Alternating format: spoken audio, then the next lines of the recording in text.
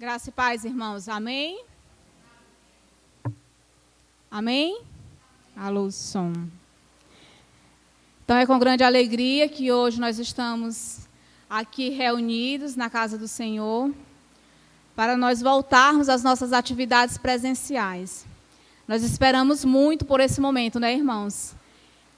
Foram 4 longos meses que nós estávamos distantes aqui da nossa igreja, do culto presencial, embora nós estivéssemos tendo os cultos online, mas nós estávamos sentindo falta desse momento aqui.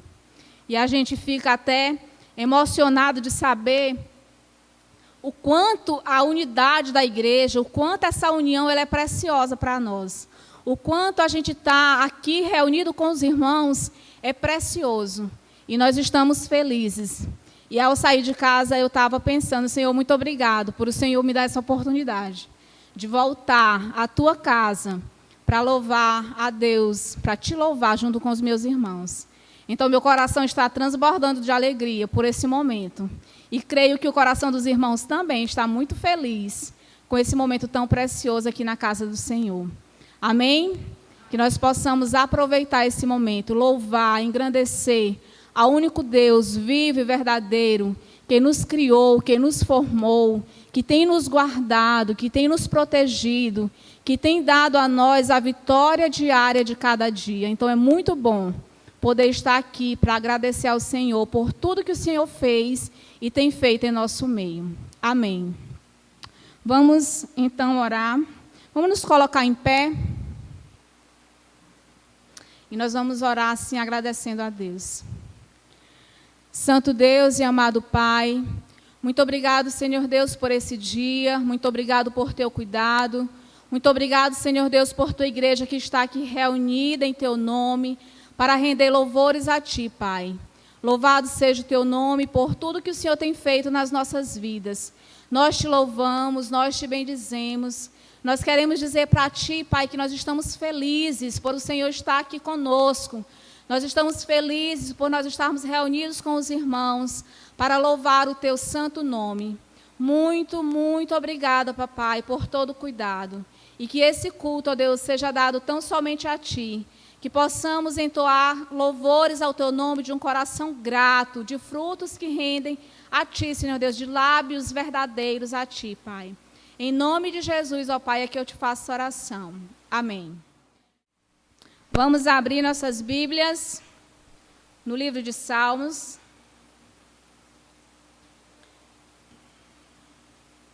Cento e 25.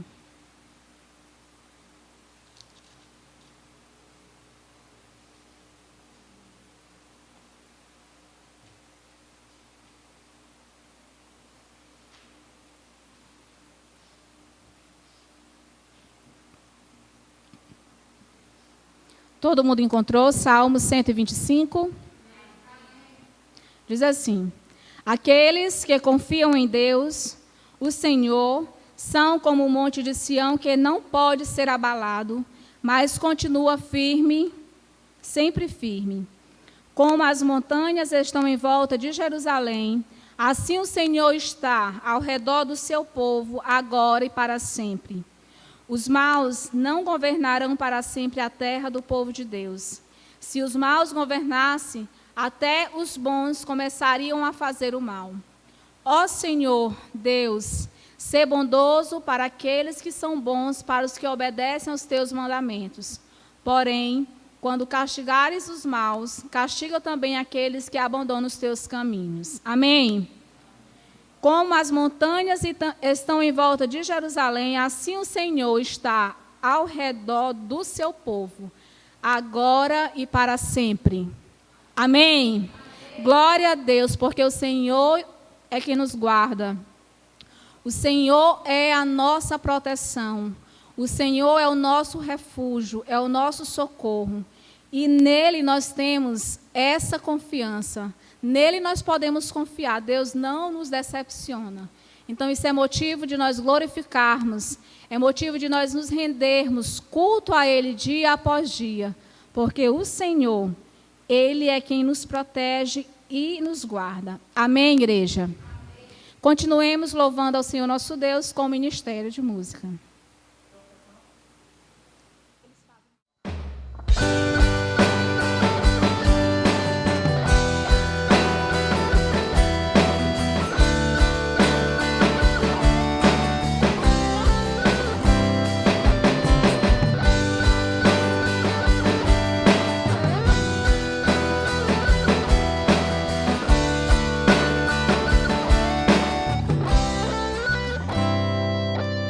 O Espírito de Deus está aqui,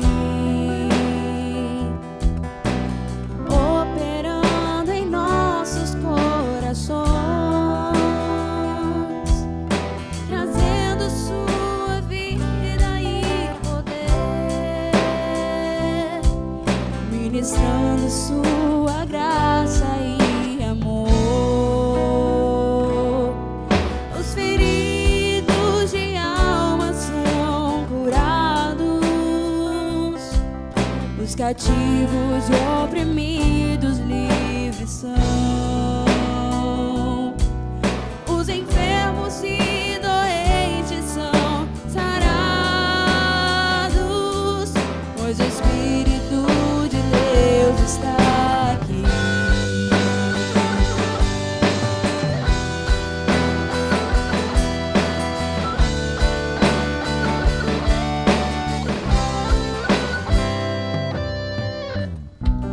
Pai, eu quero contemplar tua glória e majestade. Pai, eu quero te adorar em espírito e em verdade, não apenas no ato e no santo lugar. Eu quero ver-te entronizado entre os querubins.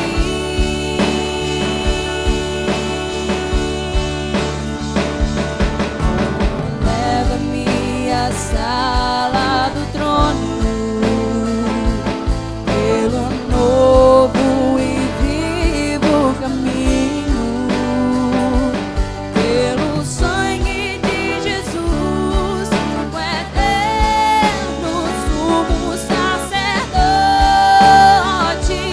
Oh, leva-me à sala do trono pra te adorar, Senhor. Oh, leva-me à sala do trono pra te adorar, Senhor. Pra te adorar, Senhor. Pra te adorar, Senhor.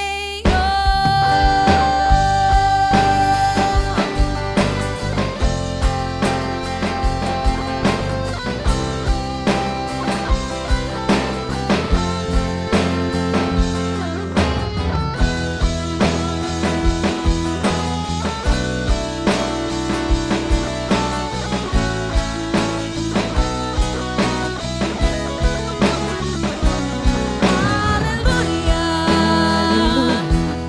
aleluia, oh aleluia, louvemos ao Senhor. Aleluia, aleluia, oh aleluia, louvemos ao Senhor. Aleluia. Te louvo, pois sei, sobre todos és Senhor. Aleluia. Te louvo, pois sei, sobre todos és Senhor.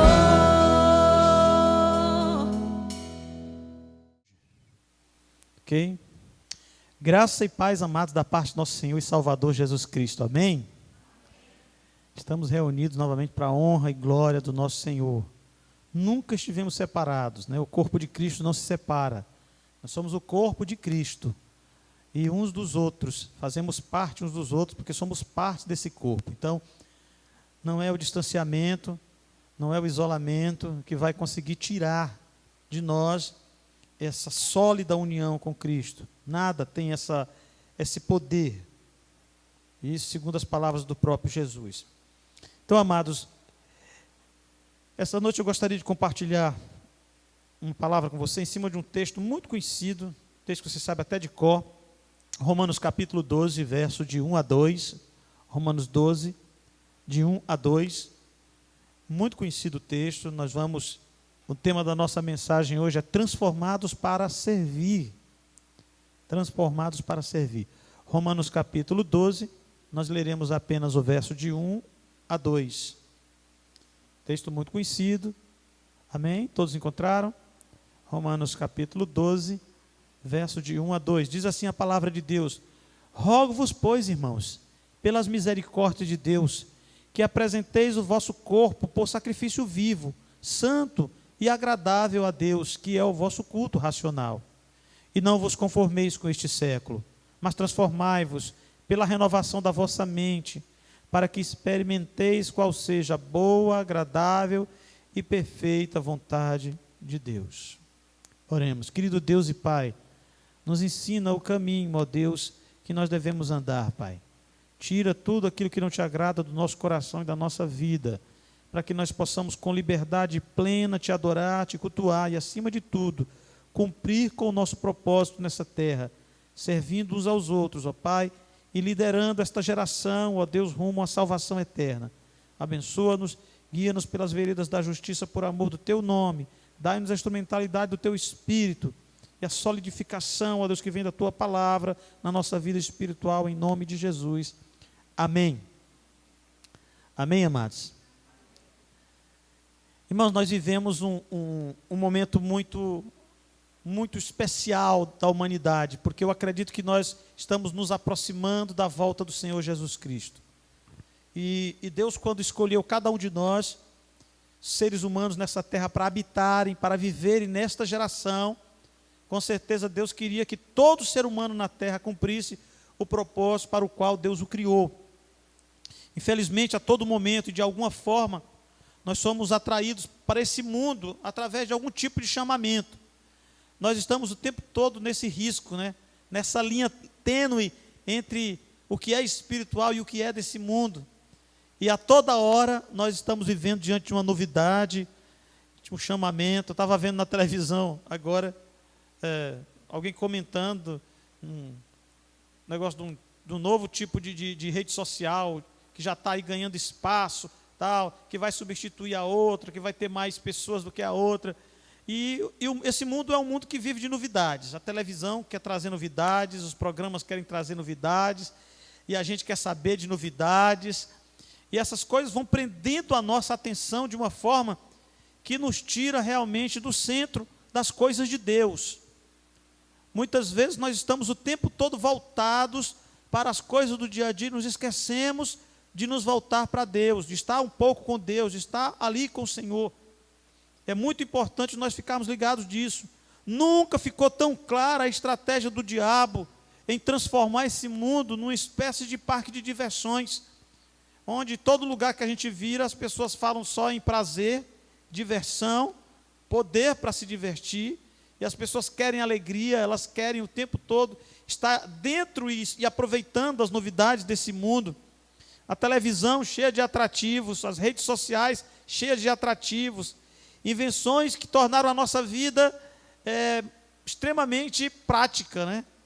Nós não temos mais que pegar água no poço, trazer lata d'água na cabeça, não precisamos caminhar mais ao riacho para tomar banho, a água está dentro da nossa casa, nós não precisamos mais sujar as mãos com querosene para acender os fogos, né?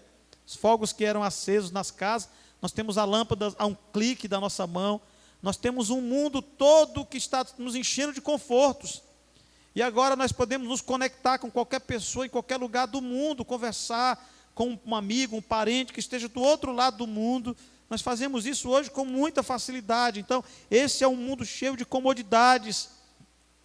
E nós temos na mão todo tipo de informação que nós quisermos. Na verdade, não é esse o mundo de que Paulo estava se referindo. Quando Paulo está escrevendo essa carta aos Romanos, e ele está dizendo: rogo-vos, pois, irmãos, que apresenteis os vossos corpos como sacrifício vivo, santo e agradável a Deus, que é vosso culto racional. E ele diz: não vos conformeis com este século, com este mundo. Lógico que o mundo de Paulo era extremamente diferente do nosso. Não era um mundo de comunicação tão rápida quanto a nossa. Não era um mundo tão ligado um no outro como nós estamos hoje. Mas o que Paulo observou nesse mundo? Mesmo assim, Paulo estava preocupado de que os cristãos envolvidos com o mundo se esquecessem do seu compromisso pessoal com Deus. Paulo estava vendo os irmãos tentando fazer uma adaptação da sua vida cotidiana com o cristianismo. E tentando adaptar esse serviço, essas ocupações em colocar Deus ali de um lado e viver no mundo de um outro lado. E Paulo está dizendo que isso não pode ser assim. Ele observava vidas sem consagração, pessoas andando sem a santidade de Deus. Paulo conseguia ver isso naquele tempo. E ele fala do sacrifício vivo, ele fala das coisas que precisam ser feitas, ser deixadas, e ele chama a atenção, tentando construir no coração dos cristãos o conceito verdadeiro do andar com Deus. Porque conceitos errados sobre Deus, mesmo para aqueles que se dizem servos de Deus, pode ser altamente prejudicial. A verdade é que em qualquer época, em qualquer lugar, sempre será muito difícil abandonar o mundo, deixar de lado as coisas que o mundo oferece. Para uma pessoa que ela, por exemplo, ela só encontra a alegria dela numa mesa de bebida, tudo que ela vai fazer, se é o aniversário da criança, tem que ter bebida. Se é o aniversário do vovô, tem que ter bebida. Porque as pessoas ligaram muito prazer a esses tipos de regalias, de prazeres passageiros da vida. E dizer para essas pessoas que elas precisam servir a Deus, que elas precisam andar com Deus e se excluir de certos prazeres desse mundo, de certas portas abertas que nós não devemos entrar, é muito difícil. Nós vamos examinar um pouco mais detidamente o que Paulo nos coloca aqui. Primeiro, Paulo fala da importância, né?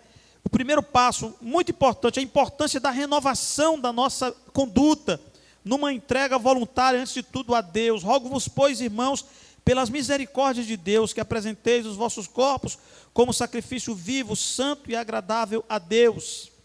Todos nós aqui sabemos que Deus é o dono absoluto de tudo e de todos. Mas sabemos também que a Bíblia diz que Deus deu a terra aos filhos dos homens.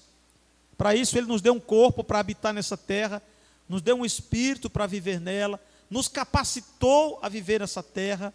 Eu estava essa semana observando o nosso nível de evolução, como nós estamos hoje, para onde nós estamos indo.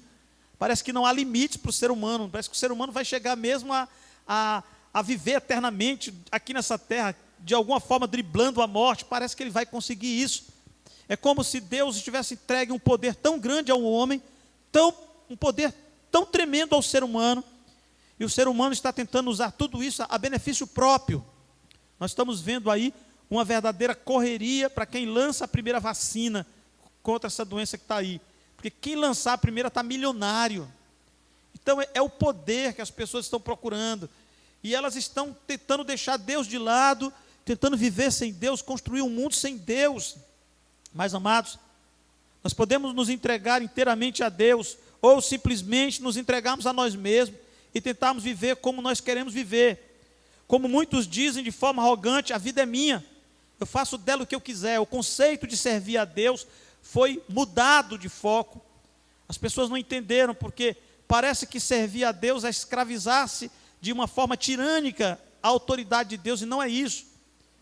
Deus deu a você e a mim a autoridade para governar a terra. Vocês lembram lá em Gênesis, Deus disse, quando criou Adão e Eva, que governe o homem sobre os pássaros do céu, sobre os animais selvagens. Deus deu o governo de toda a terra ao homem, submeteu tudo ao homem, e o homem só estaria submisso a quem? A Deus. O homem dominando sobre tudo, mas submisso a Deus. Onde é que nós nos perdemos nisso? O homem tomou conta de tudo do jeito que ele quis e se nega a ser submisso a Deus. É aí onde foi quebrado esse elo de ligação com Deus. E aí nós entramos nessa ladeira abaixo, que parece que nós estamos subindo, mas nós estamos descendo cada vez mais distante de Deus. As pessoas sem entenderem o que é o servir a Deus, o que é estar com Deus, o que é servi-lo de verdade. Pelo menos de forma temporária, a vida é nossa, mas não podemos fazer dela o que quisermos nessa terra. Jesus, no capítulo 12 de João capítulo 12, verso 24 a 25, ele usa aqui uma ilustração interessante para falar sobre isso. Ele diz: em verdade vos digo que se o grão de trigo caindo na terra não morrer, fica só, mas se morrer, produz muito fruto. Quem ama a sua vida vai perdê-la, mas quem entregar a sua vida neste mundo, preservá-la-á para a vida eterna. Ou seja, quem odiar a sua vida nesse mundo, aquele que se negar a andar no curso desse mundo, estará andando com Deus para a vida eterna. O grão de trigo precisa cair na terra, ele precisa morrer. Nós precisamos entregar tudo. É preciso que haja uma morte do nosso ego. E talvez seja muito, muito mais difícil que nós imaginamos matá-lo. E Paulo diz que vocês apresentem o corpo de vocês como sacrifício vivo. A imagem de Paulo era o sacrifício que era levado em holocausto ao altar. Holocausto é a oferta queimada sobre o altar, diz o livro de Levítico. Oferta totalmente queimada. O que era colocado sobre o altar tinha que ser totalmente queimado, virava cinzas, entregue totalmente. Mas o holocausto que se consumia no altar, a Bíblia diz, era recebido por Deus. E Paulo usa essa ilustração mostrando que nós precisamos vencer esse ego tão forte em nós, nos rendermos ao senhorio do Senhor, nos tornando servos para que possamos governar. Porque é no serviço servil que nós encontramos a verdadeira liderança nessa terra. Consagração é sem dúvida o nosso grande desafio. Entregar tudo a Jesus e morrer para esse mundo. Nas palavras de Jesus a Nicodemos, no capítulo 3 de João, verso 3, aquele que não nascer de novo, não pode ver o reino de Deus. É preciso nascer de novo. Esse nascimento físico não nos dá o direito ao reino eterno, nos dá o direito à vida na terra, nos dá um corpo, mas não dá entrada no reino eterno. Jesus completa de forma tremenda em João 12, 26. Ele vai dizer: se alguém me serve, siga-me, e onde eu estou, ali também estará o meu servo, ou aquele que me serve. Se alguém me seguir, estará seguro, e onde eu estiver, estará também aquele que me serve. Então, esse é o nosso indicativo de salvação. Nós somos chamados para servir ao Senhor, para estar com Ele, e como servos de Deus, estar onde o nosso Senhor estará. No grande desafio de Jesus, para que nós confiemos nele, que nós aceitemos o desafio, ele diz: na casa de meu pai há muitas moradas, eu vou preparar lugar para vocês. Deus honrará todo aquele que decidir oferecer a sua vida de forma voluntária, servindo a Ele nesse mundo. Se você preferir assumir você mesmo o controle sobre sua vida, tudo bem para Deus, mas você terá que assumir também as consequências disso. Porque quem deseja viver sem Deus aqui nessa terra, terá o seu direito respeitado também na eternidade. Lá também viverá sem Deus. E isso é chocante, mas muita gente tem morrido aí. Viveu sem Deus na terra, terá o direito respeitado na outra vida também, viverá sem Deus também. Só Jesus é o Salvador, mas Ele é Salvador de quem Ele é Senhor. Gostaria de lembrar apenas, amados, de que o lugar onde você passará a eternidade depende do que você faz com a sua vida aqui. Entregue como sacrifício vivo e agradável a Deus. Viva como servo. Segundo passo é: não vos conformeis com esse mundo, mas transformai-vos pela renovação da vossa mente ou do vosso entendimento. No mundo onde os conceitos morais estão mudando a todo instante, nós vivemos no meio de uma moral de gelatina, né? A moral do mundo é uma moral de gelatina, toda molenga, né? Não tem firmeza, é uma moral sem firmeza. Ela é mutável conforme a sociedade, ela muda o tempo todo, e esses conceitos precisam ser engolidos por todos. Enquanto que as pessoas se recusam aos padrões morais de Deus, elas criam seus próprios padrões morais. E esse é o mundo que nós vivemos. Então, as pessoas de hoje acham que conceitos bíblicos sobre moral e santidade são agressivos e prejudiciais à mente. Olha que coisa interessante. Eu já vi muitas essas afirmações na televisão, de que os conceitos morais da Bíblia são extremistas, ferem a mente das pessoas, ferem a liberdade delas. Eles atacam a moral de Deus, a fim de se tornarem abertos para qualquer coisa. Por isso eles atacam a moral de Deus, para não se submeterem a elas, e o diabo usa essa estratégia para que o ser humano esteja aberto a qualquer coisa, né? Topo tudo, o que der e vier. E assim a humanidade tem vivido, relaxada na sua espiritualidade. Eles atacam até o princípio básico que Deus criou. Homem e mulher, os criou e os abençoou. Pessoas que acham que podem ser felizes sem Deus, mas um dia darão-se conta de que não podem viver sem Deus, não poderão entrar no reino sem Deus. Imagine quantas pessoas morreram. Foram milhares de pessoas que morreram, e muitas delas viveram aqui nesse mundo pensando somente uma coisa: não existe Deus. E agora, diante da realidade do outro lado, muitos deles estão como aquele homem da parábola de Jesus: volta lá e avisa todo mundo que o negócio aqui é sério, volta lá e avisa. E aí eles estão recebendo a mesma resposta que aquele homem rico recebeu. Eles têm lá Moisés e os profetas estão nas igrejas, tem a palavra de Deus, que os escutem. Como nós podemos nos moldar, irmãos, a um mundo que está hipnotizado pelo maligno? João capítulo 5, 1 João 5,19, ele diz que o mundo inteiro jaz no maligno, é um mundo hipnotizado, seduzido por Satanás. Você sabe que o diabo não tem legalidade para andar nesse mundo. Ele só está aqui porque o homem deu legalidade a ele. Só por isso. E ele está tentando destruir o homem pelo homem. O Satanás não está agindo fora do controle que Deus, o limite que Deus deu a ele, não. Se o diabo fosse usar o poder dele livre aqui nessa terra, ele já tinha matado todo mundo. Mas ele está com o poder dele limitado. Então, que ele usa o homem para destruir o homem. Ele usa a mente humana para influenciá-la. E dessa mente humana, ele cria leis, ele cria conduta. E esse mundo é um mundo seduzido, hipnotizado por Satanás. O que Deus exige de cada um de nós é que cada um decida sob que valores nós vamos viver. Mateus 6, 21. Onde estiver o vosso tesouro, aí estará também o vosso coração. São os nossos valores que vão reger a nossa vida. Ninguém é capaz de andar com Deus apenas com uma parte do seu coração e com a outra andar com o mundo. Jesus disse: ninguém pode servir a dois senhores ao mesmo tempo, porque ou amará um e odiará o outro, ou odiará um e amará o outro. Mateus capítulo 6, verso 24. Você precisa ter o seu entendimento transformado, a sua mente transformada, e para isso, somente através de uma entrega total àquele que pode guiá-lo pelo caminho verdadeiro. Jesus disse: eu sou o caminho. Nós precisamos caminhar com Ele. Você não terá sua mente renovada e transformada, a menos que deseje de todo o coração que isso aconteça. E aí você abre a sua vida e fala como salmista, e faz como o salmista fez: guardei tua palavra no meu coração, para eu não pecar contra ti, Senhor. Precisamos nos abrir para os ensinamentos de Deus. Sem o poder libertador de Jesus, ninguém terá uma experiência transformadora com a palavra. E para finalizar, o terceiro passo, Paulo diz que tudo isso nós devemos fazer com um intuito. Ele diz: há um objetivo, em nós entregarmos a nossa vida como sacrifício vivo ao Senhor.